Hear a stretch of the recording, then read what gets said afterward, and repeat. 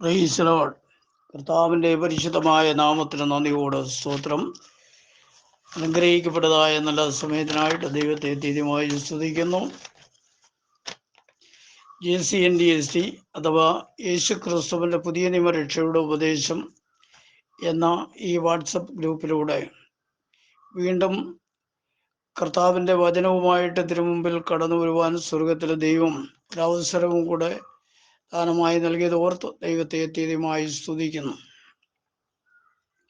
കർത്താവ് എല്ലാവരെയും ധാരാളമായി അനുഗ്രഹിക്കുമാറാകട്ടെ എന്ന് ആത്മാർത്ഥതയോടെ പ്രാർത്ഥിക്കുന്നു. സ്തോത്രം. ദൈവം ആർ എന്ന വിഷയമാണ് കഴിഞ്ഞ ചില ആഴ്ചകളായി ഞാൻ നിങ്ങളോട് സംസാരിച്ചു കൊണ്ടിരുന്നത്. ഇന്നും അതേ വിഷയത്തിൻ്റെ ചില ഭാഗങ്ങളാണ് നിങ്ങളുമായിട്ട് കൈമാറുവാനായിട്ട് ചിന്തിക്കുന്നത്. സ്തോത്രം. ഇന്ന് സംസാരിക്കപ്പെടുന്ന ഭാഗം അതിൻ്റെ 5-ാമത്തെ ഭാഗമാണ്. പിതൃപുത്ര പരിശുദ്ധാത്മാവ് ആരാണ്, സത്യസ്നാനം എങ്ങനെ,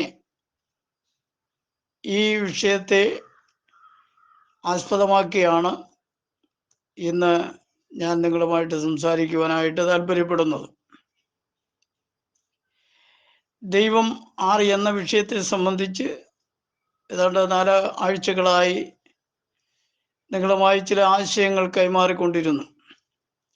ഇന്ന് അതിനോട് ചേർന്ന് മറ്റൊരാശയം നിങ്ങളുമായി പങ്കുവയ്ക്കുവാൻ ആഗ്രഹിക്കുന്നു.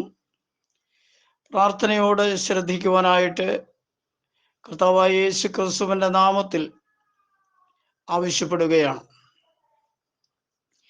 ഇത് അന്ത്യകാലമാണല്ലോ. നമ്മുടെ കർത്താവിൻ്റെ 2ാമത്തെ വരവിൻ്റെ ലക്ഷണം നാം കണ്ടുകൊണ്ടിരിക്കുന്നു. തിരുവചനത്തിൻ്റെ യാഥാർത്ഥ്യങ്ങൾ പഠിക്കുന്ന ഏവർക്കും അത് മനസ്സിലാക്കുവാൻ കഴിയും. നമ്മുടെ കർത്താവ് നമ്മോട് ഏറ്റവും അടുത്തിരിക്കുന്നു എന്ന്. ഈ സാഹചര്യത്തിൽ നമ്മുടെ കർത്താവിനെക്കുറിച്ചും അവൻ്റെ വചന സത്യത്തെക്കുറിച്ചും പലവിധമാകുന്ന തെറ്റായ ധാരണകൾ ലോകത്തിൽ പ്രചരിച്ചു കൊണ്ടിരിക്കുകയാണ്. അതിൻ്റെ യഥാർത്ഥ പ്രചാരകൻ പിശാചാണ്, അഥവാ സാത്താനാണ്. അവൻ നേരിട്ട് ഒരു കാര്യവും ചെയ്യുന്നില്ല.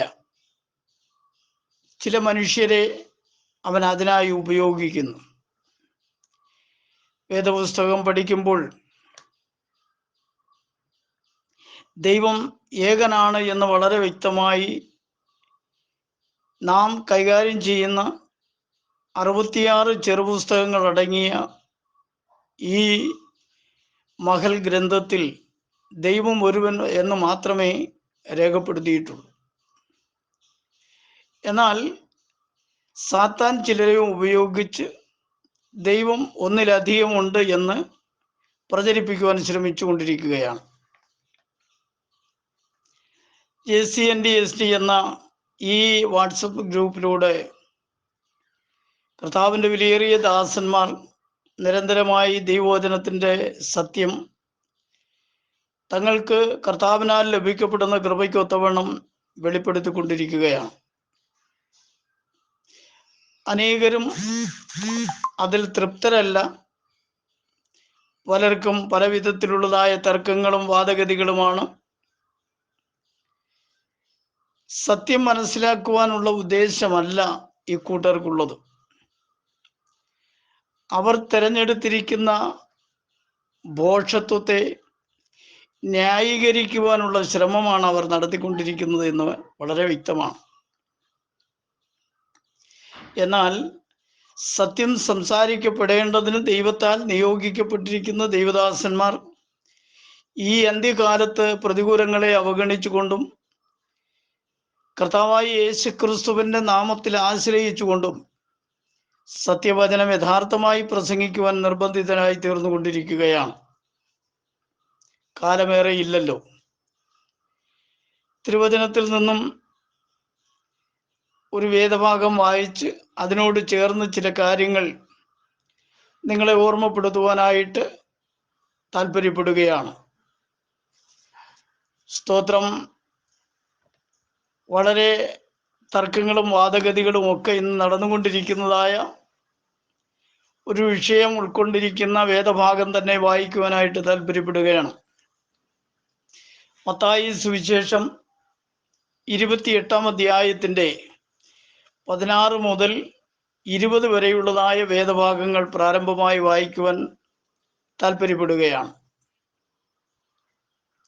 ഇപ്രകാരമാണ് രേഖപ്പെടുത്തിയിരിക്കുന്നത്. എന്നാൽ 11 ശിഷ്യന്മാർ ഗലീലയിൽ യേശു അവരോട് കൽപ്പിച്ചിരുന്ന മലയ്ക്ക് പോയി. അവനെ കണ്ടപ്പോൾ അവർ നമസ്കരിച്ചു. ചിലരോ സംശയിച്ചു. യേശു അടുത്ത് എന്ന്, സ്വർഗത്തിലും ഭൂമിയിലും സകല അധികാരവും എനിക്ക് നൽകപ്പെട്ടിരിക്കുന്നു. ആകയാൽ നിങ്ങൾ പുറപ്പെട്ട് പിതാവിൻ്റെയും പുത്രൻ്റെയും പരിശുദ്ധാത്മാവിൻ്റെയും നാമത്തിൽ സ്നാനം കഴിപ്പിച്ചും ഞാൻ നിങ്ങളോട് കൽപ്പിച്ചതൊക്കെയും പ്രമാണിപ്പാൻ തക്കവണ്ണം ഉപദേശിച്ചും കൊണ്ട് സകല ജാതികളെയും ശിഷ്യരാക്കിക്കൊള്ളുവീൻ. ഞാനോ ലോക അവസാനത്തോളം എല്ലാ നാളും നിങ്ങളോട് കൂടെ ഉണ്ട് എന്നരുളിച്ചു. ഇവിടെ നാം വായിച്ചത് സകലത്തിന്മേലും അധികാരമുള്ളവനായിരുന്നു സർവശക്തനായ ദൈവം അഥവാ യേശു ക്രിസ്തു എന്ന് നമുക്ക് പഠിക്കുവാനായിട്ട് കഴിയുന്നുണ്ട്. അവൻ മാനവകുലത്തിൻ്റെ രക്ഷയ്ക്ക് ലോകത്തിലേക്ക് വരുമ്പോൾ അവൻ്റെ യഥാർത്ഥ അവസ്ഥയ്ക്ക് താൻ ചില മാറ്റങ്ങൾ വരുത്തി എന്ന് കാണുവാൻ കഴിയുന്നു. സ്തോത്രം. അതുകൊണ്ട് അവനെ ദൈവപുത്രനെന്നും മനുഷ്യപുത്രനെന്നും വിളിക്കപ്പെട്ടതായി കാണുന്നു. മറ്റ് ചില പേരുകളും വിളിച്ചിരുന്നു എങ്കിലും അത് ഇപ്പോൾ സംസാരിക്കുവാനായിട്ട് താല്പര്യപ്പെടുന്നില്ല. ദാവീദിൻ്റെ പുത്രൻ, മറിയയുടെ മകൻ എന്നൊക്കെ അവനെ സംബന്ധിച്ച് വിളിച്ചിരുന്നതായിട്ട് കാണുവാൻ കഴിയുന്നു. എങ്കിലും അതിൻ്റെ പ്രധാനപ്പെട്ട ഭാഗം ദൈവപുത്രൻ, മനുഷ്യപുത്രൻ എന്നിങ്ങനെ 2 നിലകളിൽ അവനെ സംബോധന ചെയ്തതായി കാണുവാൻ കഴിയുന്നു. അതിൻ്റെ ചില കാരണങ്ങളും കൂടെ വെളിപ്പെടുത്തേണ്ടതിനു വേണ്ടി ഈ ഭാഗം ഓർമ്മപ്പെടുത്തുകയാണ്. കർത്താവായ യേശു ക്രിസ്തുവിൻ്റെ ജഡത്തിലുള്ള വെളിപ്പാടിൻ്റെ 2 അവസ്ഥകളാണ് ദൈവപുത്രൻ എന്നും മനുഷ്യപുത്രൻ എന്നും വിളിക്കപ്പെട്ടത്. സ്തോത്രം. മത്തായിയുടെ സുവിശേഷം 1-ാം അധ്യായത്തിൻ്റെ 20, 21, 22 വാക്യഭാഗങ്ങൾ അതിനോട് അനുബന്ധമായിട്ട് ഇവിടെ വായിക്കുവാനായിട്ട് താല്പര്യപ്പെടുകയാണ്. ഇങ്ങനെ നനച്ചിരിക്കുമ്പോൾ കർത്താവിൻ്റെ ദൂതൻ അവന് സ്വപ്നത്തിൽ പ്രത്യക്ഷനായി. ദാവീദിന്റെ മകനായ യോസഫേ, നിന്റെ ഭാര്യയായ മറിയെ ചേർത്തുകൊള്ളുവാൻ ശങ്കിക്കേണ്ട. അവളിൽ ഉൽപ്പാദിതമായത് പരിശുദ്ധാത്മാവിൽ ആകുന്നു. ഇവിടെ യേശുക്രിസ്തുവിൻ്റെ ജനനവുമായിട്ട് ബന്ധപ്പെട്ട് സ്തോത്രം, മറിയ ഗർഭവതിയായിരിക്കുന്നു എന്ന വർത്തമാനം തനിക്ക് വിവാഹ നിശ്ചയം ചെയ്തിരുന്ന യോസഫ് അറിഞ്ഞപ്പോൾ മറിയയെ ഗൂഢമായിട്ട് ഉപേക്ഷിക്കുവാനുള്ളതായ തീരുമാനത്തിലെത്തിച്ചേർന്നു. അങ്ങനെ മറിയയെ ഗൂഢമായിട്ട് ഉപേക്ഷിക്കുവാനായിട്ട് അല്ലെങ്കിൽ വിവാഹബന്ധം വേർപെടുത്തുവാനായിട്ട് തീരുമാനിച്ചിരിക്കുമ്പോൾ സ്വർഗത്തിലെ ദൂതൻ, ഗബ്രിയേൽ ദൂതൻ യോസഫിൻ്റെ അടുക്കൽ കടന്നു ചെന്നിട്ട് യോസഫിനോട് സംസാരിച്ച ഭാഗമാണ് നമ്മളിവിടെ വായിച്ചത്. ഇങ്ങനെ നനച്ചിരിക്കുമ്പോൾ കർത്താവിൻ്റെ ദൂതൻ അവന് സ്വപ്നത്തിൽ പ്രത്യക്ഷനായി, ദാവീദിന്റെ മകനായ യോസഫേ, നിന്റെ ഭാര്യയായ മറിയെ ചേർത്തുകൊള്ളുവാൻ ശങ്കിക്കേണ്ട. അവളിൽ ഉൽപ്പാദിതമായത് പരിശുദ്ധാത്മാവിനാലാകുന്നു എന്ന് അവിടെ വെളിപ്പെടുത്തുവാനിടയായി തീർന്നു. സ്തോത്രം. ലൂക്കോസിന്റെ സുവിശേഷം 1-ാം അധ്യായത്തിന്റെ 30 മുതലുള്ള 1-2 ചില വാക്യങ്ങൾ വായിക്കുമ്പോൾ അവിടെ നമുക്ക് കാണുവാൻ കഴിയുന്നത്, ദൂതൻ അവളോട്, മറിയയെ ഭയപ്പെടേണ്ട, നിനക്ക് ദൈവത്തിന്റെ കൃപ ലഭിച്ചു. നീ ഗർഭം ധരിച്ചൊരു മകനെ പ്രസവിക്കും. അവന് യേശു എന്ന് പേർ വിളിക്കണം. അവൻ വലിയവനാകും, അത്യുന്നതന്റെ പുത്രൻ എന്ന് വിളിക്കപ്പെടും. കർത്താവായ ദൈവം അവന്റെ പിതാവായ ദാവീദിന്റെ സിംഹാസനം അവന് കൊടുക്കും. അവൻ യാക്കോബ് ഗൃഹത്തിന് എന്നേക്കും രാജാവായിരിക്കും. അവന്റെ ആ രാജ്യത്വത്തിന് അവസാനം ഉണ്ടാവുകയില്ല എന്ന് പറഞ്ഞു. മറിയ ദൂതനോട്, ഞാൻ പുരുഷനെ അറിയായികയാൽ ഇതെങ്ങനെ സംഭവിക്കും എന്ന് പറഞ്ഞു. ദൂതൻ, പരിശുദ്ധാത്മാവ് നിന്റെ മേൽ വരും, അത്യുന്നതന്റെ ശക്തി നിന്റെ മേൽ നിഴലിടും. ആകയാൽ ഉദ്ഭവിക്കുന്ന വിശുദ്ധ പ്രജ ദൈവപുത്രൻ എന്ന് വിളിക്കപ്പെടും എന്ന് പറഞ്ഞു. അപ്പോൾ മറിയയുടെ ഉള്ളത്തിൽ ജനിക്കപ്പെട്ടിരിക്കുന്ന ആ ശിശു പരിശുദ്ധാത്മാവിനാൽ ഉൽപ്പാദിതമായത് എന്ന് വേദപുസ്തകം വളരെ വ്യക്തമായിട്ട് ഓർമ്മപ്പെടുത്തുകയാണ്. സ്തോത്രം. ഇവിടെ നാം വായിച്ചു വന്ന വേദഭാഗം മത്തായി 1:21 വായിക്കുമ്പോൾ, അവൾ ഒരു മകനെ പ്രസവിക്കും. അവൻ തൻ്റെ ജനത്തെ അവരുടെ പാപങ്ങളിൽ നിന്ന് രക്ഷിപ്പാനിരിക്കൊണ്ട് അവന് യേശു എന്ന് പേരിടണം എന്ന് പറഞ്ഞു. അതിൻ്റെ 22-ാമത്തെ വാക്യഭാഗത്തിൽ ഇങ്ങനെ വായിക്കുന്നു, കന്യക ഗർഭിണിയായ ഒരു മകനെ പ്രസവിക്കും. അവന് ദൈവം നമ്മോട് കൂടെ എന്ന അർത്ഥമുള്ള ഇമ്മാനുവേൽ എന്ന് പേർ വിളിക്കും. സ്തോത്രം. ഈ ഭാഗത്ത് വളരെ വ്യക്തമായിട്ട് രേഖപ്പെടുത്തിയിരിക്കുന്ന ഒരു കാര്യം നിങ്ങളുടെ ശ്രദ്ധയിൽ കൊണ്ടുവരുന്നതിന് വേണ്ടിയാണ് ഞാൻ ഈ ഭാഗം വായിക്കുവാനിടയായി തീർന്നത്. സ്തോത്രം. ഇവിടെ ദൂതൻ പറഞ്ഞിരിക്കുന്ന ഈ വാക്കിൽ കൂടെ പിതാവിൻ്റെയും പുത്രൻ്റെയും പരിശുദ്ധാത്മാവിൻ്റെയും നാമം യേശു എന്നാകുന്നു എന്ന് വളരെ വ്യക്തമായിട്ടും ഇവിടെ രേഖപ്പെടുത്തിയിരിക്കുന്നു. യോസഫിനോട് ദൂതൻ പറഞ്ഞത്, ദാവീദിന്റെ മകനായ യോസഫെ, നിന്റെ ഭാര്യയായ മറിയെ ചേർത്തുകൊള്ളുവാൻ നീ ശങ്കിക്കേണ്ട. അവളിൽ ഉൽപ്പാദിതമായത് പരിശുദ്ധാത്മാവിനാലാകുന്നു. അപ്പോൾ പരിശുദ്ധാത്മാവിനാൽ ആണ് മറിയയുടെ ഉദരത്തിൽ ഈ ശിശു ജനിക്കപ്പെടുവാനിടയായി തീർന്നത്. അവൾ പ്രസവിക്കുന്ന മകന് അവൻ തൻ്റെ ജനത്തെ രക്ഷിക്കേണ്ടതിന് വേണ്ടിയാണ് ലോകത്തിലേക്ക് വരുന്നത്. അതുകൊണ്ട് നീ അവന് യേശു എന്ന് പേരിടണം എന്ന് പറഞ്ഞു. പരിശുദ്ധാത്മാവിനാൽ ജനിക്കപ്പെടുന്ന ഈ ശിശുവിന് യേശു എന്ന് പേരിടണമെന്ന് സ്വർഗത്തിലെ ദൂതനാണ് കൽപ്പിക്കുവാനിടയായി തീർന്നത്. സ്തോത്രം. അതിൻ്റെ 22-ാമത്തെ വാക്യഭാഗത്തിൽ നമ്മൾ വായിച്ചത്, അനേക നൂറ്റാണ്ടുകൾക്ക് മുമ്പ് സ്തോത്രം കർത്താവിൻ്റെ ദാസനായ പ്രവാചകൻ ഇതേക്കുറിച്ച് പ്രവചിച്ച് പറയുവാനിടയായി തീർന്നു. കന്യക ഗർഭിണിയായി ഒരു മകനെ പ്രസവിക്കും.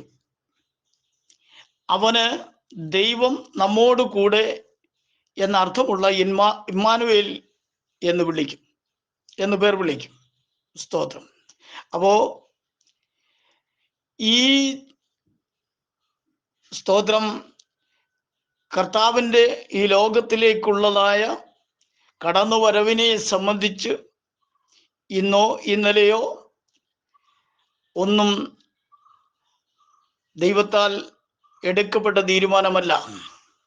മനുഷ്യൻ പാപം ചെയ്ത് മരണത്തിന് വിധിക്കപ്പെട്ട് കഴിഞ്ഞപ്പോൾ തന്നെ അവനെ പാപത്തിൽ നിന്ന് വീണ്ടെടുക്കേണ്ടതിന് വേണ്ടി ദൈവം പദ്ധതി ഒരുക്കിയിരുന്നു എന്ന് ഉൽപ്പത്തി പുസ്തകം 1-ാം അധ്യായത്തിന്റെ 15-ാമത്തെ വാക്യഭാഗത്തിൽ നമുക്ക് കാണുവാൻ കഴിയുന്നുണ്ട്. സ്ത്രീയുടെ സന്തതിയായി കർത്താവ് ലോകത്തിലേക്ക് കടന്നു വരുമെന്നുള്ളതായ ആ വിഷയം അവിടെ ഓർമ്മപ്പെടുത്തുന്നതായിട്ട് നമുക്ക് കാണുവാൻ കഴിയുന്നു. സ്തോത്രം. അവൻ സ്ത്രീയുടെ സന്തതിയായി ലോകത്തിലേക്ക് വന്നതുകൊണ്ട് സ്തോത്രം അവനെ മനുഷ്യപുത്രൻ എന്ന് വിളിച്ചു. പരിശുദ്ധാത്മാവിനാൽ അവൻ ജനിച്ചവനാകിയാൽ അവനെ ദൈവപുത്രൻ എന്ന് വിളിക്കപ്പെടുവാനിടയായി തീർന്നു. ഗലാത്യ ലേഖനം 4-ാം അധ്യായത്തിന്റെ 4-ാമത്തെ വാക്യഭാഗം നാം വായിക്കുമ്പോൾ എന്നാൽ കാലസമ്പൂർണത വന്നപ്പോൾ ദൈവത്തിന്റെ പുത്രനെ സ്ത്രീയിൽ നിന്നും ജനിച്ചവനായി ന്യായപ്രമാണത്തിന് കീഴിൽ ജനിച്ചവനായി നിയോഗിച്ചത് അവൻ ന്യായപ്രമാണത്തിന് കീഴിലുള്ളവരെ വിലയ്ക്ക് വാങ്ങിയിട്ട് നാം പുത്രത്വം പ്രാപിക്കേണ്ടതിന് തന്നെ എന്ന് ഗലാത്യയിലുള്ളതായ വിശ്വാസികളോട് വിശുദ്ധ പൗലോസ് അപ്പോസ്തലൻ പരിശുദ്ധാത്മ നിയോഗത്തോടെ സംസാരിക്കുന്നത് നമുക്കിവിടെ കാണുവാൻ കഴിയുന്നു. അപ്പോൾ കാലസമ്പൂർണത വന്നപ്പോൾ എന്ന് പറയുമ്പോൾ കർത്താവ് സ്ത്രീയുടെ സന്തതിയായി ലോകത്തിലേക്ക് കടന്നു വരുവാൻ വേണ്ടി ദൈവം നിശ്ചയിച്ചിരുന്ന ആ സമയത്തിന്റെ പൂർണ്ണതയിൽ എത്തിക്കഴിഞ്ഞപ്പോൾ സ്ത്രീയുടെ സന്തതിയായി അവൻ ലോകത്തിലേക്ക് വന്നത് ന്യായപ്രമാണത്തിന് കീഴിലുള്ളവരെ ഒക്കെ വിലയ്ക്ക് വാങ്ങുവാനും അതിനുശേഷമുള്ള മറ്റുള്ളവരെ തൻ്റെ പുത്രന്മാരാക്കി എടുക്കുന്നതിന് വേണ്ടി, മറ്റുള്ളവർ പുത്രത്വം പ്രാപിക്കേണ്ടതിന് വേണ്ടിയുമാണ് കർത്താവ് ലോകത്തിലേക്ക് കടന്നു വന്നത് എന്ന് നമുക്ക് ഈ വചനഭാഗത്തിലൂടെ നമുക്ക് കാണുവാൻ കഴിയുകയാണ്. യേശുവിനെ കൈക്കൊണ്ട് അവന്റെ നാമത്തിൽ വിശ്വസിക്കുന്ന ഏവർക്കും ദൈവമക്കളാകുവാനുള്ളതായ അധികാരം അവൻ നൽകുവാനിടയായി തീർന്നു. സ്തോത്രം. അപ്പോ ന്യായപ്രമാണത്തിന് കീഴിലുള്ളവരെ വിലയ്ക്ക് വാങ്ങുവാനും മറ്റുള്ളവരെ പുത്രത്വം നൽകി സ്വീകരിക്കുന്നതിന് വേണ്ടിയും കർത്താവ് ലോകത്തിലേക്ക് വരുവാനിടയായി തീർന്നു എന്നാണ് ദൈവവചനത്തിലൂടെ നമുക്ക് കാണുവാനായിട്ട് കഴിയുന്നത്. സ്തോത്രം. ഇനി നാം വായിച്ച കുറിവാക്യത്തിലേക്ക് കടന്നു വരുവാൻ താല്പര്യപ്പെടുകയാണ്.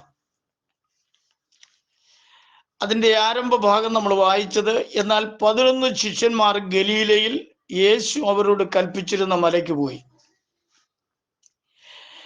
ഗലീലയിലെ ഒരു മലയിലേക്ക് കടന്നു പോകേണ്ടതിന് വേണ്ടി യേശു അവരോട് കൽപ്പിക്കുവാനിടയായി തീർന്നു. അവരുടെ കർത്താവ് കൽപ്പിച്ചതായ മലയിലേക്ക് അവർ കടന്നുപോയി എന്ന് കാണുവാൻ കഴിയുന്നു. അത് നമ്മുടെ കർത്താവായ യേശു ക്രിസ്തു മരിച്ചടക്കപ്പെട്ട് ഉയർത്തെഴുന്നേറ്റ ശേഷമുള്ള ഒരു അനുഭവമാണ് നമുക്കിവിടെ കാണുവാൻ കഴിയുന്നത്. സ്തോത്രം.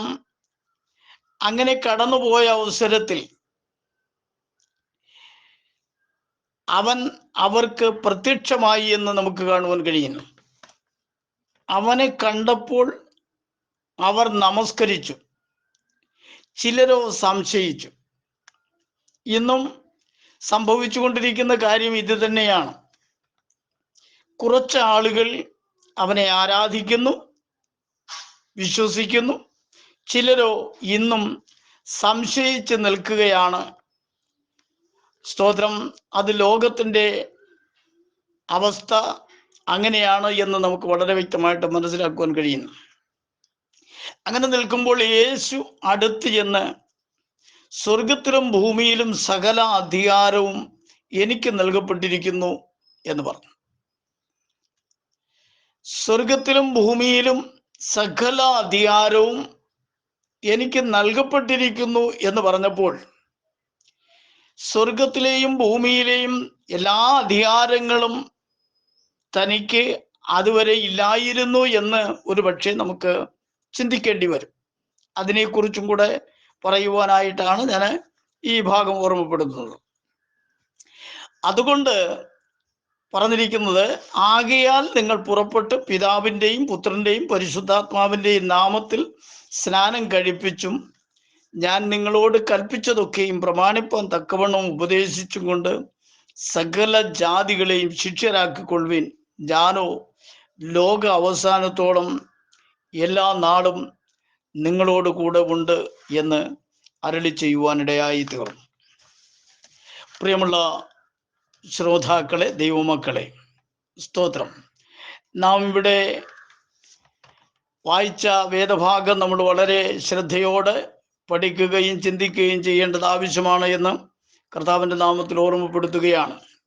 സ്വർഗത്തിലും ഭൂമിയിലും സകല അധികാരവും എനിക്ക് നൽകപ്പെട്ടിരിക്കുന്നു എന്ന് കർത്താവ് തൻ്റെ ശിഷ്യന്മാരോട് പറയുമ്പോൾ, സ്വർഗത്തിലും ഭൂമിയിലും സകല അധികാരമുള്ളവനായിരുന്നു താൻ.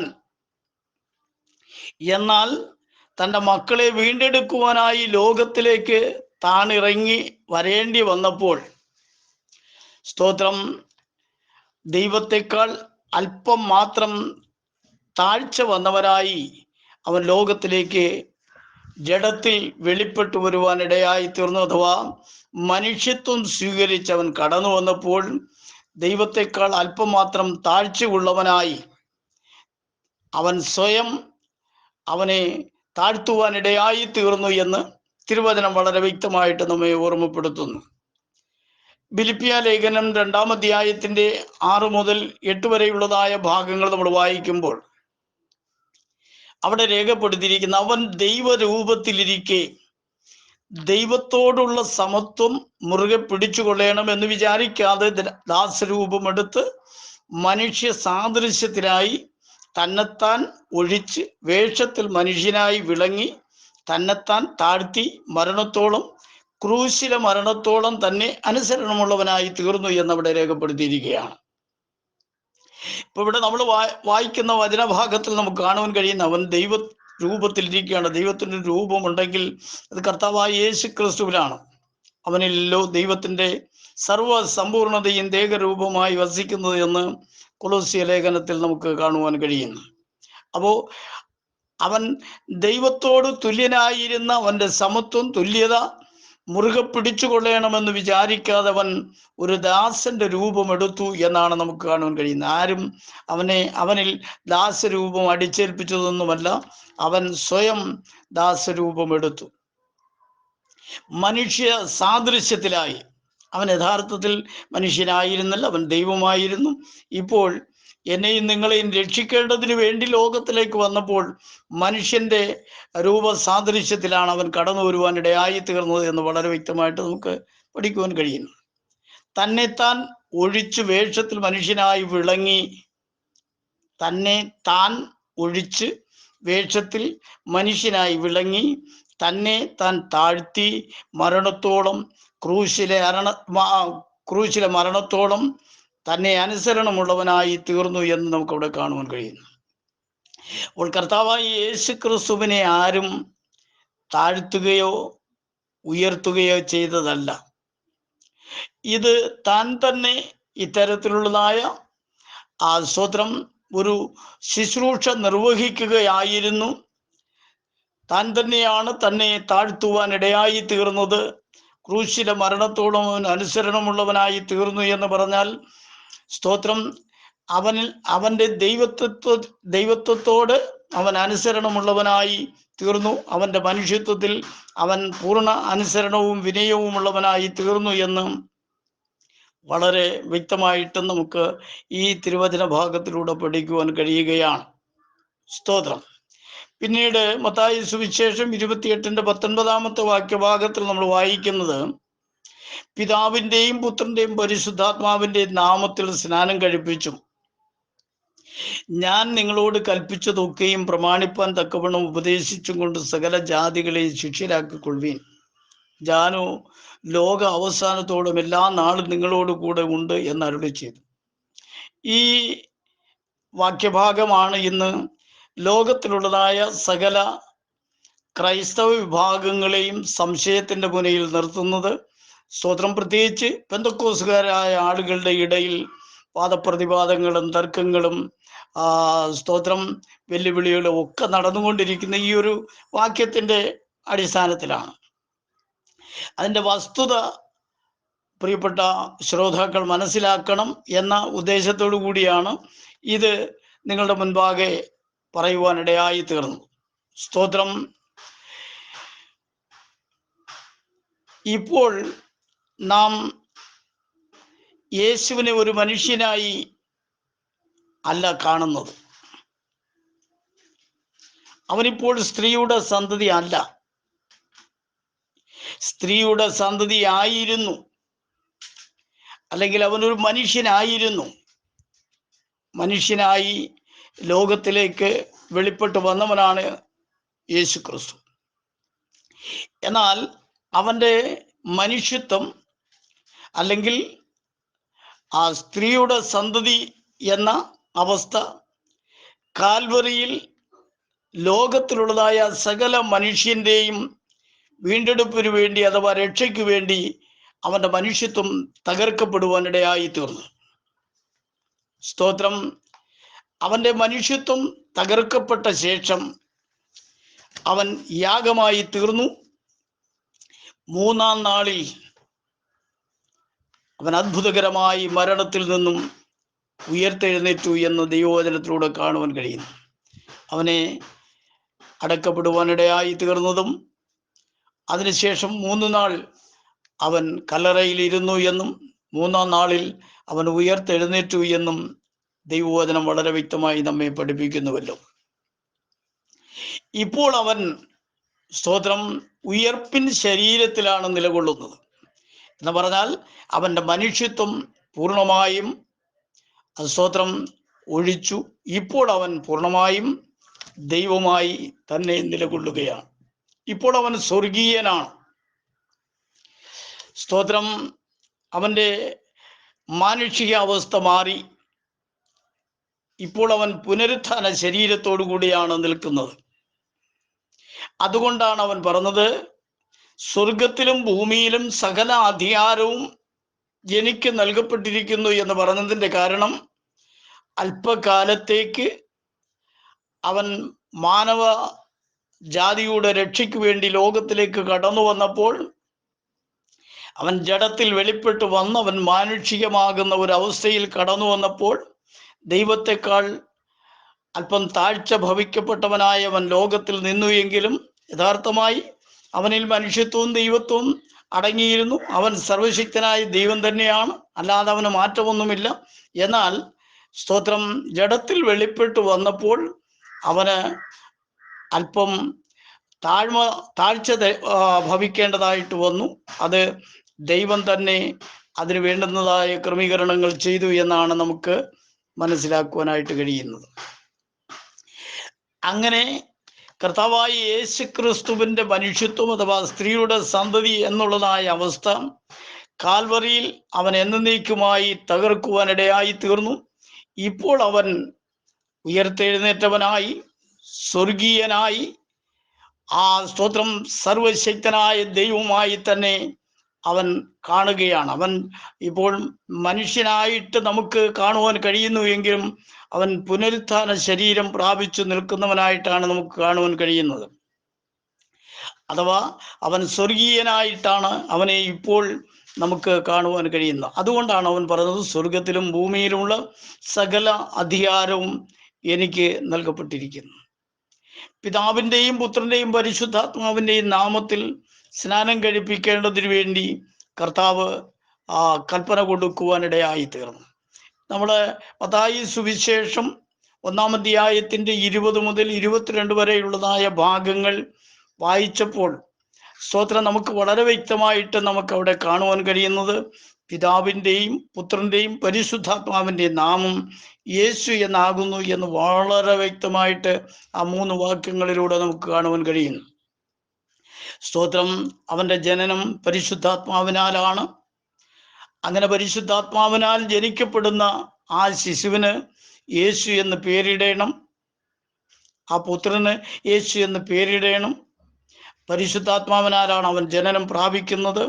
സ്തോത്രം. ഇത് അനേക നൂറ്റാണ്ടുകൾക്ക് മുമ്പ് പ്രവാചകനിലൂടെ കർത്താവ് സംസാരിച്ച കാര്യമാണ്. കന്യക ഗർഭിണിയായ ഒരു മകനെ പ്രസവിക്കും, ദൈവം നമ്മോട് കൂടെ എന്ന അർത്ഥമുള്ള ഇമ്മാനുവേൽ എന്നവന് പേർ വിളിക്കപ്പെടും എന്ന് അനേക നൂറ്റാണ്ടുകൾക്ക് മുമ്പ് ലോകത്തോട് പ്രസ്താവിക്കപ്പെട്ടിട്ടുള്ള ഒരു കാര്യമാണ്. അപ്പോൾ ആ 3 വാക്യങ്ങളിൽ തന്നെ പിതാവും പുത്രനും പരിശുദ്ധാത്മാവും ആരാണ് എന്ന് വളരെ വ്യക്തമായിട്ട് അവിടെ രേഖപ്പെടുത്തിയിട്ടുണ്ട്. തെറ്റിദ്ധാരണകൾ പരത്തി ശിക്ഷാർഹരായി തീരാതെ ദൈവവചനത്തിൻ്റെ യാഥാർത്ഥ്യങ്ങളെ തിരിച്ചറിഞ്ഞ് സത്യത്തിന് വേണ്ടി നിലകൊള്ളുവാൻ സകല പ്രിയപ്പെട്ടവരെയും സ്തോത്രം ഞാൻ കർത്താവായ യേശു ക്രിസ്തുവിൻ്റെ നാമത്തിൽ ഓർമ്മപ്പെടുത്തുകയാണ്. അനേകർക്കും ഇക്കാര്യത്തിൽ വളരെയേറെ സംശയങ്ങളുണ്ട്. സകല പലവിധത്തിലുള്ളതായ തർക്കങ്ങളുണ്ട്, വാദഗതികളുണ്ട്. ഇതൊക്കെ വാദഗതികളും തർക്കങ്ങളുമൊക്കെ പിശാച് കൊണ്ടുവരുന്ന ചില തന്ത്രങ്ങളാണ്. എന്നാൽ വസ്തുതകൾ നാം തിരിച്ചറിയണമെന്ന് കർത്താവിൻ്റെ നാമത്തിൽ ഞാൻ ഓർമ്മപ്പെടുത്തുകയാണ്. സ്തോത്രം. ഇവിടെ യോഹന്നാന്റെ സുവിശേഷം 17-ാം അധ്യായത്തിൻ്റെ 6-ാമത്തെ വാക്യഭാഗത്തിൽ ഇങ്ങനെ രേഖപ്പെടുത്തിയിരിക്കുന്നു: നീ ലോകത്തിൽ നിന്ന് എനിക്ക് തന്നിട്ടുള്ള മനുഷ്യർക്ക് നിന്റെ നാമം വെളിപ്പെടുത്തിയിരിക്കുന്നു. കർത്താവായ യേശു ക്രിസ്തു പ്രാർത്ഥിച്ച ഒരു പ്രാർത്ഥനാ ശബ്ദമാണ് ഇത് കേൾക്കുവാൻ കഴിയുന്നത്. നീ ലോകത്തിൽ നിന്നും എനിക്ക് തന്നിട്ടുള്ള മനുഷ്യർക്ക് നിന്റെ നാമമാണ് ഞാൻ വെളിപ്പെടുത്തിയിരിക്കുന്നത്. ആരോടാ? പിതാവിനോടാണ് പറയുന്നത്. പിതാവിൻ്റെ നാമമാണ് യേശു വെളിപ്പെടുത്തിയത്. ആ വെളിപ്പെടുത്തപ്പെട്ട നാമം യേശു എന്നാകുന്നു. ആ നാമം പിതാവിൻ്റെ നാമമാകുന്നു എന്ന് യേശു തന്നെ പറയുവാനിടയായി തീർന്നു. പിന്നീട് അതിൻ്റെ 11-ാമത്തെ വാക്യഭാഗം വായിക്കുമ്പോൾ അവിടെ കാണുവാൻ കഴിയുന്നത്, സ്തോത്രം, ഇനി ഞാൻ ലോകത്തിൽ ഇരിക്കുന്നില്ല, ഇവരോ ലോകത്തിൽ ഇരിക്കുന്നു. ഞാൻ നിന്റെ അടുക്കൽ വരുന്നു. പരിശുദ്ധ പിതാവേ, അവർ നമ്മെപ്പോലെ ഒന്നാകേണ്ടതിന് നീ എനിക്ക് തന്നിരിക്കുന്ന നിന്റെ നാമത്തിൽ അവരെ കാത്തുകൊള്ളണമേ. കർത്താവായ യേശു ക്രിസ്തു തൻ്റെ മനുഷ്യത്വത്തിൽ തൻ്റെ ദൈവത്വത്തോട് പ്രാർത്ഥിക്കുന്ന ഒരു ശബ്ദമാണ് ഇവിടെ നമുക്ക് കേൾക്കുവാൻ കഴിയുന്നത്. ഞാൻ ഇനി ലോകത്തിലിരിക്കുന്നില്ല, ഇവരോ ലോകത്തിലിരിക്കുന്നു. ഞാൻ നിന്റെ അടുക്കൽ വരുന്നു. പരിശുദ്ധ പിതാവേ, അവർ നമ്മെപ്പോലെ ഒന്നാകേണ്ടതിന്. കർത്താവ് തന്നെ പറഞ്ഞല്ലോ, ഞാനും പിതാവും ഒന്നാകുന്നു, എന്നെ കണ്ടവൻ പിതാവിനെ കണ്ടിരിക്കുകയാണ്. നമ്മെപ്പോലെ അവർ ഒന്നാകേണ്ടതിന് നീ എനിക്ക് തന്നിരിക്കുന്ന നിന്റെ നാമത്തിൽ അവരെ കാത്തുകൊള്ളണമേ. യേശുക്രിസ്തുവിന് ദൈവം നൽകിയിരിക്കുന്നത് പിതാവിൻ്റെ നാമമാണ്. അത് കർത്താവായ യേശുക്രിസ്തു തന്നെ വെളിപ്പെടുത്തുന്നതായിട്ടാണ് നമുക്ക് കാണുവാൻ കഴിയുന്നത്. സംശയമുള്ളവർ വീണ്ടും ആ ഭാഗം വായിച്ച് ഗ്രഹിക്കുക. യോഹന്നാന്റെ സുവിശേഷം തന്നെ 5-ാം അധ്യായത്തിൻ്റെ 43-ാമത്തെ വാക്യഭാഗത്തിലും നമുക്ക് കാണുവാൻ കഴിയുന്നത്, ഞാൻ എൻ്റെ പിതാവിൻ്റെ നാമത്തിൽ വന്നിരിക്കുന്നു, എന്നെ നിങ്ങൾ കൈക്കൊള്ളുന്നില്ല. മറ്റൊരുത്തൻ സ്വന്തം നാമത്തിൽ വന്നാൽ അവനെ നിങ്ങൾ കൈക്കൊള്ളും. യേശു പറഞ്ഞു, ഞാൻ പിതാവിൻ്റെ നാമത്തിലാണ് വന്നിരിക്കുന്നത്. എന്നിലുള്ളതായ നാമം പിതാവിൻ്റെ നാമമാണ്. നിങ്ങൾക്ക് എന്നെ കൈക്കൊള്ളുവാനുള്ളതായ മനസ്സില്ല. നിങ്ങൾ എന്നെ സ്വീകരിക്കുന്നില്ല, വിശ്വസിക്കുന്നില്ല. എന്നാൽ മറ്റൊരുത്തൻ സ്വന്തം നാമത്തിൽ വന്നാൽ അവനെ നിങ്ങൾ സ്വീകരിക്കും. മറ്റൊരുത്തൻ എന്ന് യേശു പറഞ്ഞിരിക്കുന്നത് എതിർ ക്രിസ്തുവിനെയാണ്, അഥവാ സാത്താൻ്റെ ആത്മാവുള്ളവനെയാണ്, സാത്താൻ്റെ നാമം ധരിച്ചു വരുന്നവനെയാണ്. ഇവിടെ പിതാവിൻ്റെ നാമം ധരിച്ചുകൊണ്ടാണ് കർത്താവ് നിൽക്കുന്നത്. പക്ഷേ ലോകം അവനെ കൈക്കൊള്ളുന്നില്ല. സ്വന്തം നാമം ധരിച്ചുകൊണ്ട് സാത്താൻ പ്രത്യക്ഷപ്പെടുമ്പോൾ അവനെ കൈക്കൊള്ളുവാൻ സകലർക്കും കഴിയും എന്നുള്ളതാണ് ഇവിടെ രേഖപ്പെടുത്തിയിരിക്കുന്നത്. ഇന്ന് ലോകത്തിൽ സംഭവിച്ചു കൊണ്ടിരിക്കുന്നതും അങ്ങനെ തന്നെയാണ്. കർത്താവായ യേശുക്രിസ്തുവിൻ്റെ നാമധാരികളെന്ന് പറയുമ്പോഴും യേശുക്രിസ്തുവിൻ്റെ നാമമെന്ന് പറയുമ്പോഴും ഒരു വിഭാഗം ആളുകൾക്ക് വളരെയധികം അവജ്ഞയാണ്. അതിനെ തെറ്റിദ്ധരിപ്പിക്കുവാനും തെറ്റായി ധരിക്കുവാനുമുള്ളതായ ഒരു തത്രപ്പാടിലാണ് ഇന്ന് യേശുക്രിസ്തുവിൻ്റെ നാമം സ്വീകരിക്കാത്ത സകല പ്രിയപ്പെട്ടവരും. അത് പെന്തക്കോസുകാരെന്ന മാത്രമല്ല, മറ്റിതര സംഘടനകളുമായി ബന്ധപ്പെട്ട് നിൽക്കുന്നവരെല്ലാവരും തന്നെ യേശുക്രിസ്തുവിൻ്റെ നാമത്തോടാണ് ഇത്തരക്കാരായ ആളുകൾക്ക് വളരെയധികം അവജ്ഞയുള്ളത്. സ്തോത്രം. അതിൻ്റെ കാരണമെന്ന് പറയുന്നത് യേശുക്രിസ്തുവിൻ്റെ നാമം പിതാവിൻ്റെ നാമമാണ്. അത് സ്വീകരിക്കാൻ ലോകത്തിൽ മനുഷ്യർക്ക് കഴിയുന്നില്ല. പിശാച് അങ്ങനെയുള്ളവരെ സ്തോത്രം അതിനെ തടസ്സപ്പെടുത്തുന്നതായിട്ടാണ് നമുക്ക് കാണുവാൻ കഴിയുന്നത്. സ്തോത്രം. യോഹന്നാന്റെ സുവിശേഷം 14-ാം അധ്യായത്തിൻ്റെ 26-ാമത്തെ വാക്യഭാഗത്തിൽ നമ്മൾ വായിക്കുന്നത്, എങ്കിലും പിതാവ് എൻ്റെ നാമത്തിൽ അയപ്പാനുള്ള പരിശുദ്ധാത്മാവെന്ന കാര്യസ്ഥൻ നിങ്ങൾക്ക് സകലവും ഉപദേശിച്ച് തരികയും ഞാൻ നിങ്ങളോട് പറഞ്ഞതൊക്കെയും നിങ്ങളെ ഓർമ്മപ്പെടുത്തുകയും ചെയ്യും. അപ്പോൾ പരിശുദ്ധാത്മാവെന്ന കാര്യസ്ഥൻ പിതാവിൻ്റെ നാമത്തിലാണ് വരുന്നത്. പിതാവാണ് അയക്കുന്നത്. യേശുവിൻ്റെ നാമത്തിലാണ് പരിശുദ്ധാത്മാവ് ലോകത്തിലേക്ക് വരുന്നത്. അവൻ നിങ്ങൾക്ക് സകലതും ഉപദേശിച്ച് തരികയും ഞാൻ നിങ്ങളോട് പറഞ്ഞതൊക്കെയും നിങ്ങളെ ഓർമ്മപ്പെടുത്തുകയും ചെയ്യും. കർത്താവിനാൽ തിരഞ്ഞെടുക്കപ്പെട്ട തൻ്റെ മക്കൾക്ക് ദൈവത്തിൻ്റെ പരിശുദ്ധാത്മാവ് കർത്താവ് സംസാരിച്ച കാര്യങ്ങളെ വെളിപ്പെടുത്തുകയും ഓർമ്മപ്പെടുത്തുകയും ചെയ്യുമെന്ന് ദൈവത്തിൻ്റെ വചനം വളരെ വ്യക്തമായിട്ട് നമ്മെ പഠിപ്പിക്കുകയാണ്. സ്തോത്രം. അതിൻ്റെ ഒരു പ്രകടനം നമ്മൾ കാണുന്നത് പെന്തക്കോസ്ത് നാളിലാണ്. അവിടെ ദൈവത്തിൻ്റെ ആത്മാവ് പെന്തക്കോസ്ത് നാളിൽ വിശുദ്ധന്മാരിൽ, അവരെ കർത്താവിനാൽ തിരഞ്ഞെടുക്കപ്പെട്ട വിശുദ്ധന്മാരുടെ മേൽ വന്നപ്പോൾ ഉണ്ടായ ചില അനുഭവങ്ങളെ സംബന്ധിച്ച് നമുക്കറിയാം. അതിൻ്റെ 2-ാം അധ്യായം 1 മുതലുള്ളതായ ഭാഗങ്ങൾ വായിക്കുമ്പോൾ പരിശുദ്ധാത്മാവ് വന്നതിനെ സംബന്ധിച്ചും അന്യഭാഷകളിൽ സംസാരിച്ചതിനെ സംബന്ധിച്ചും ഒക്കെ അവിടെ രേഖപ്പെടുത്തിയിട്ടുണ്ട്.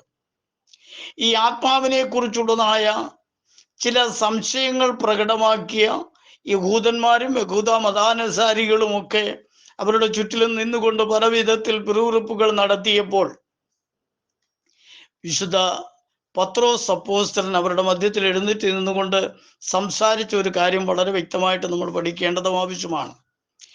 ഇത് നിങ്ങൾ ഉദ്ദേശിക്കുന്നത് പോലെ ഉള്ളതായ ഒരു മാനസികാവസ്ഥയിലല്ല കർത്താവിൻ്റെ ദാസന്മാർ സംസാരിക്കുന്നതും ആരാധിക്കുന്നതും. ഇത് യോവേൽ പ്രവാചകൻ മുഖാന്തരം കർത്താവ് ലോകത്തോട് സംസാരിക്കപ്പെട്ട ഒരു വിഷയത്തിൻ്റെ നേർക്കാഴ്ചയാണ് നമുക്കിവിടെ കാണുവാൻ കഴിയുന്നത്. അന്ത്യകാലത്ത് ഞാൻ സകല ജഡത്തിന്മേലും എൻ്റെ ആത്മാവിനെ പകരും.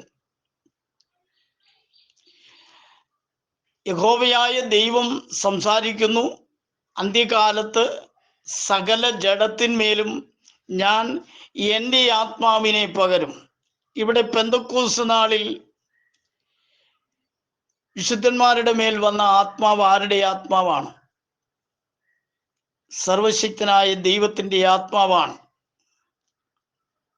സ്തോത്രം. ആ ആത്മാവ് വരുമ്പോൾ ഞാൻ നിങ്ങളോട് സംസാരിച്ചതൊക്കെയും നിങ്ങളെ ഓർമ്മപ്പെടുത്തുകയും സ്തോത്രം സകല കാര്യങ്ങളും നിങ്ങൾക്ക് ഉപദേശിച്ച് തരികയും ചെയ്യുമെന്ന് കർത്താവ് അവരോട് സംസാരിച്ചിരുന്നു. പരിശുദ്ധാത്മാവ് പ്രാപിച്ചവരായ പത്രോസും കൂടെ ഉണ്ടായിരുന്ന ശിഷ്യഗണങ്ങളും സഭാമധ്യത്തിൽ എഴുന്നേറ്റ് നിന്ന് അവിടെ കൂടി വന്നതായ യഹൂദന്മാരും യഹൂദ മതാനുസാരികളുമായിരുന്ന ആയിരക്കണക്കിന് ആളുകൾ ആ മർക്കോസിന്റെ മാളിക മുറിയിലേക്ക് കടന്നു വന്ന് അവർ കർത്താവിൻ്റെ അദ്ഭുത പ്രവർത്തനങ്ങളെ സംബന്ധിച്ച് വീക്ഷിക്കുമ്പോൾ പരിശുദ്ധാത്മാവ് നിറഞ്ഞവനായ പത്രോസ് അവരുടെ മധ്യത്തിൽ എഴുന്നേറ്റ് നിന്ന് യേശുക്രിസ്തുവിനെ കുറിച്ചുള്ളതായ സുവിശേഷ സന്ദേശം അറിയിക്കുവാനിടയായി തീർന്നു എന്ന് നമുക്ക് ദൈവവചനത്തിലൂടെ കാണുവാൻ കഴിയുന്നു. സ്തോത്രം. ഇത് കേട്ടതായ യഹൂദന്മാരിൽ ചിലരുടെ ഹൃദയത്തിൽ കുത്തുകൊണ്ടു. അവർ ചോദിച്ചു, ഞങ്ങൾ എന്ത് ചെയ്യണം സഹോദരന്മാരെ? അതിന് കർത്താവിൻ്റെ ദാസന്മാർ കൊടുത്ത മറുപടി, ഇവിടെ പത്രോസ് മാത്രമാണ് ഇത് പറഞ്ഞത്. മത്തായിക്കും മറ്റുള്ള ശിഷ്യന്മാർക്കൊന്നും അതുമായിട്ട് യാതൊരു ബന്ധവും ഉണ്ടായിരുന്നില്ല എന്നൊക്കെ ചിലർ പഠിപ്പിക്കുവാൻ തയ്യാറാകുന്നുണ്ട്. പക്ഷേ 11 പേരോടുകൂടെ പത്രോസ് എഴുന്നേറ്റ് നിന്നു എന്നാണ് ദൈവവചനത്തിലൂടെ കാണുവാൻ കഴിയുന്നത്. അപ്പൊ അവരെ ഒരുമിച്ച് ഒരേ അഭിപ്രായം, ഒരേ സ്വരത്തിൽ, ഒരാത്മാവിൻ്റെ പ്രവർത്തനമായിരുന്നു അവരിൽ എല്ലാവരിലും ഉണ്ടായിരുന്നതും. ആ ആത്മാവിൻ്റെ നിറവോടെയാണ് പത്രോസ് സംസാരിക്കുമ്പോൾ മറ്റുള്ള പ്രിയപ്പെട്ട ശിഷ്യന്മാരൊക്കെ കർത്താവിനെ ആരാധിച്ചുകൊണ്ട് തന്നെയാണ് അവിടെ നിന്നത്.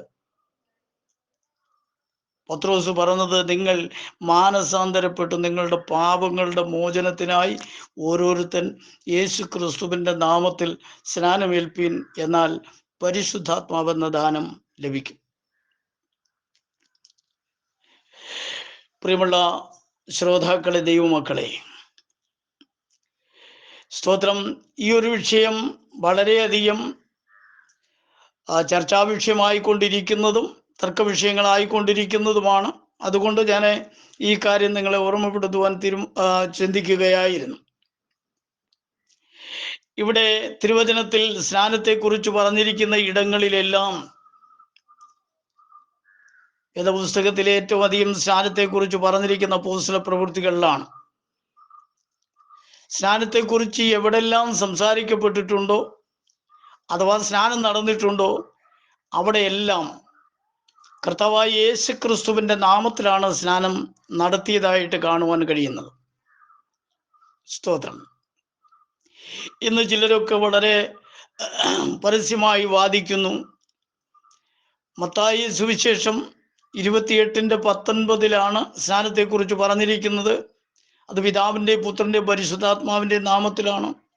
യേശു ക്രിസ്തുവിൻ്റെ നാമത്തിൽ സ്നാനം കഴിപ്പിച്ചതായിട്ട് വേദപുസ്തകത്തിൽ ഒരു വാക്യവും തെളിവായി കാണിക്കുവാൻ കഴിയുകയില്ല എന്ന് ചില മിടുക്കന്മാരെ വാദിക്കുന്നത് കേൾക്കുവാൻ കഴിയുന്നു. അതിൻ്റെ കാരണമെന്ന് പറയുന്നത്, അദ്ദേഹം മത്തായി സുവിശേഷം 28-ാം അധ്യായത്തിൻ്റെ 28-ാം അധ്യായം മാത്രമേ വായിച്ചിട്ടുള്ളായിരിക്കും. വേദപുസ്തകത്തിൽ മറ്റുള്ള ഭാഗങ്ങളൊന്നും അദ്ദേഹം വായിച്ചു കാണാൻ സാധ്യതയില്ല എന്നാണ് എനിക്ക് അതിലൂടെ ചിന്തിക്കുവാൻ കഴിഞ്ഞത്. എന്നാൽ വേദപുസ്തകത്തിൽ സ്നാനത്തെക്കുറിച്ച് എവിടെയൊക്കെ പ്രതിപാദിച്ചിട്ടുണ്ടോ അവിടെയെല്ലാം കർത്താവായ യേശു ക്രിസ്തുവിൻ്റെ നാമത്തിൽ സ്നാനം കഴിപ്പിക്കണമെന്നാണ് പറഞ്ഞിട്ടുള്ളതും അങ്ങനെയാണ് സ്നാനം കഴിപ്പിച്ചിട്ടുള്ളതും. ഒത്തിരി തെളിവുകളുണ്ട്. അതേക്കുറിച്ച് പറഞ്ഞു പോകുവാൻ സമയമില്ലാത്തതുകൊണ്ട് ഞാൻ പറയുന്നില്ല.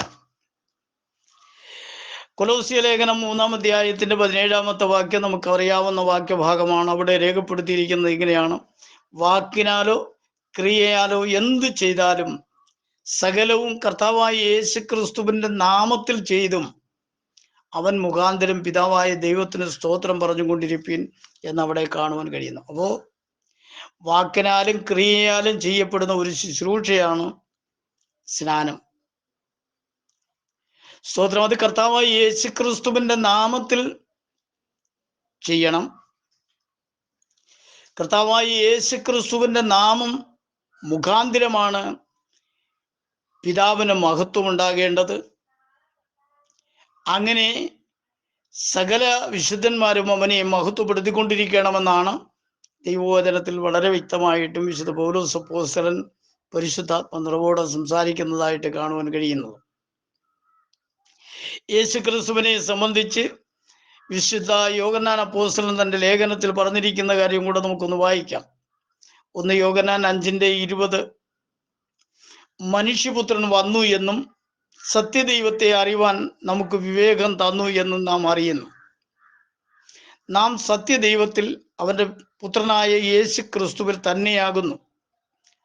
അവൻ സത്യദൈവവും നിത്യജീവനുമാകുന്നു എന്ന് അവിടെ രേഖപ്പെടുത്തിയിരിക്കുകയാണ്. യേശു ക്രിസ്തു ജഡത്തിൽ വെളിപ്പെട്ട് ലോകത്തിലേക്ക് വന്നതുകൊണ്ടാണ്, അഥവാ ദൈവപുത്രനായിട്ട് അവൻ ലോകത്തിലേക്ക് വന്നതുകൊണ്ടാണ് ദൈവത്തെ നമുക്ക് അറിയുവാനുള്ളതായ ആ വിവേകമുണ്ടാകുവാനിടയായി തീർന്നു. നാം സത്യദൈവത്തിലായിരിക്കുന്നു എന്ന് പറയുമ്പോൾ യേശു ക്രിസ്തുവിൽ തന്നെയാകുന്നു എന്നാണ് അവിടെ രേഖപ്പെടുത്തിയിരിക്കുന്നത്. അവൻ സത്യദൈവവും നിത്യജീവനുമാകുന്നു. ഇത് വളരെ വ്യക്തമായിട്ടും വേദപുസ്തകം നമ്മെ പഠിപ്പിക്കുകയാണ്. പ്രിയമുള്ള ശ്രോതാക്കളെ, ദൈവമക്കളെ, ആരും ഈ അന്ത്യകാലത്ത് തെറ്റിയും നശിച്ചും പോകാതിരിക്കേണ്ടതിന് തിരുവചനത്തിൻ്റെ സത്യം അറിയേണ്ട പോലെ അറിയുകയും അതിനനുസരണമായിട്ടുള്ള ഒരു ക്രിസ്തീയ ജീവിതം നയിക്കുകയും ചെയ്യേണ്ടത് ആവശ്യമാണ്. ഇല്ല എങ്കിൽ കർത്താവിൻ്റെ വരവിങ്കൽ കൈവിടപ്പെടും. ഒടുവിൽ നിലവിളിച്ചിട്ട് കാര്യമില്ല. അതുകൊണ്ട് ഇപ്പോൾ ചെയ്യേണ്ടുന്ന കാര്യങ്ങൾ ഇപ്പോൾ തന്നെ ചെയ്യുക. പിതാവിൻ്റെയും പുത്രൻ്റെയും പരിശുദ്ധാത്മാവിൻ്റെയും നാമത്തിലാണ് സ്നാനപ്പെടുത്തേണ്ടത്. അപ്പോസ്തലന്മാർ സ്നാനപ്പെടുത്തിയപ്പോഴെല്ലാം അവർ കർത്താവിൻ്റെ കൽപ്പന അനുസരിച്ച് പിതാവിൻ്റെയും പുത്രൻ്റെയും പരിശുദ്ധാത്മാവിൻ്റെയും നാമത്തിലാണ് സ്നാനം കഴിപ്പിച്ചത്. ഇന്നത്തെ ചില ബിരുദന്മാർ ചെയ്യുന്നത് പോലെ കർത്താവ് പറഞ്ഞ വാക്കുകൾ അതുപോലെ ഉച്ചരിക്കുകയായിരുന്നില്ല. കർത്താവിൻ്റെ കൽപ്പന എന്താണെന്ന് പരിശുദ്ധാത്മാവ് അവരുടെ മേൽ വന്നപ്പോൾ അവർക്ക് മനസ്സിലായി. അപ്പോൾ കർത്താവിൻ്റെ കൽപ്പനയാണ് അവർ പ്രമാണിക്കുവാനിടയായി തീർന്നത്. ആ കൽപ്പന അനുസരിച്ചാണ് കർത്താവായ യേശു ക്രിസ്തുവിൻ്റെ നാമത്തിൽ അവർ സ്നാനപ്പെടുത്തുവാൻ ഇടയായി തീർന്നത് എന്ന് തിരുവചനം നമ്മെ പഠിപ്പിക്കുകയാണ്. സ്തോത്രം. അവർക്ക് ദൈവം അത് വെളിപ്പെടുത്തി കൊടുത്തു. എന്നാൽ ഇന്നത്തെ വിശുദ്ധന്മാരെന്നും ഭാവിക്കുന്നതായ പലർക്കും ദൈവത്തിൻ്റെ പരിശുദ്ധാത്മാവിനാലുള്ള വെളിപ്പാട് ലഭിച്ചിട്ടില്ല. കാരണം ദൈവവചനത്തിൻ്റെ വ്യവസ്ഥയനുസരിച്ച് മാനസാന്തരപ്പെട്ടിട്ടില്ല. യേശുക്രിസ്തുവിൻ്റെ നാമത്തിൽ സ്നാനം സ്വീകരിച്ച് പാപത്തെ കഴുകി കളഞ്ഞിട്ടില്ല. ഇങ്ങനെയുള്ളവർക്ക് ഒരിക്കലും ദൈവത്തിൻ്റെ പരിശുദ്ധാത്മാവിന് ലഭിക്കുകയില്ല. ദൈവത്തിൻ്റെ പരിശുദ്ധാത്മാവിന് ലഭിക്കാത്ത ഒരു വ്യക്തിക്ക് ഒരിക്കലും യേശു ആരാണെന്നുള്ളതായ സത്യം തിരിച്ചറിയുവാൻ കഴിയുകയില്ല. സ്തോത്രം. അപ്പോസ്തലന്മാർ യേശു ക്രിസ്തുവിൻ്റെ കൽപ്പന അനുസരിച്ച് സ്തോത്രം സ്നാനം കഴിപ്പിക്കുകയായിരുന്നു. അവൻ്റെ കൽപ്പനയാണ് യേശു ക്രിസ്തുവിൻ്റെ നാമത്തിൽ സ്നാനം കഴിപ്പിക്കണം എന്നുള്ളത്. പിതാവിൻ്റെയും പുത്രൻ്റെയും പരിശുദ്ധാത്മാവിൻ്റെയും നാമം അതായതുകൊണ്ട് അങ്ങനെയാണ് സ്തോത്രം അപ്പോസ്തലന്മാർ ചെയ്യുവാനിടയായി തീർന്നത്. പ്രിയമുള്ള ദൈവമക്കളെ, സമയത്തിൻ്റെ പരിമിതി കൊണ്ട് ഞാൻ എൻ്റെ വാക്കുകൾ ഇവിടെ നിർത്തുകയാണ്. മറ്റൊരുത്തനിലും രക്ഷയില്ല. നാം രക്ഷിക്കപ്പെടുവാൻ ആകാശത്തിൻ്റെ കീഴിൽ മനുഷ്യരുടെ ഇടയിൽ നൽകിയിരിക്കുന്ന ഒരേ ഒരു നാമം യേശു ക്രിസ്തുവിൻ്റെ നാമമാണ്. അത് പിതാവിൻ്റെയും പുത്രൻ്റെയും പരിശുദ്ധാത്മാവിൻ്റെയും നാമമാണ്. നാമത്തിൽ വിശ്വസിച്ച് സ്നാനമേറ്റ് പരിശുദ്ധാത്മാവിൻ്റെ നിയോഗം പ്രാപിച്ച് വിശുദ്ധ ജീവിതം നയിക്കുവാൻ സകല പ്രിയപ്പെട്ടവരെയും ദൈവം സഹായിക്കുമാറാകട്ടെ എന്ന് ആത്മാർത്ഥമായി പ്രാർത്ഥിച്ചുകൊണ്ട് ഞാൻ എൻ്റെ വാക്കുകൾ നിർത്തും. ദൈവം എല്ലാവരെയും ധാരാളമായി അനുഗ്രഹിക്കട്ടെ. ഇളയവന് വേണ്ടി സമയം അനുവദിച്ച ഈ ഗ്രൂപ്പിലെ എല്ലാ അഡ്മിന്മാർക്കും നന്ദി അറിയിക്കുന്നു. ദൈവം എല്ലാവരെയും അനുഗ്രഹിക്കട്ടെ. എന്നെ ബലപ്പെടുത്തിയ സർവ്വലോകനായിരിക്കുന്ന എൻ്റെ കർത്താവിന് സകല മഹത്വവും കരയറ്റുകയാണ്. ഒരു വാക്ക് പ്രാർത്ഥിക്കാം. പരിശുദ്ധ ദൈവമേ, സ്വർഗീയ കർത്താവേ, നന്ദിയോടെ സ്തോത്രം. അല്പസമയം തിരുവചനവുമായിട്ട് തിരുമുമ്പിൽ നിൽക്കുവാൻ നീ കൃപ നൽകിയതിനായി സ്തുതിക്കുന്നു. സംസാരിക്കപ്പെട്ട ആ വചനം അനേകർക്കും അനുഗ്രഹമായി തീരുവാൻ നീ സഹായിക്കണമേ. സകല മഹത്വം ഇരിക്കട്ടെ യേശു ക്രിസ്തുവിൻ്റെ നാമത്തിൽ തന്നെ. ആമേൻ. Praise the lord. സ്തോത്രം, സ്തോത്രം, സ്തോത്രം.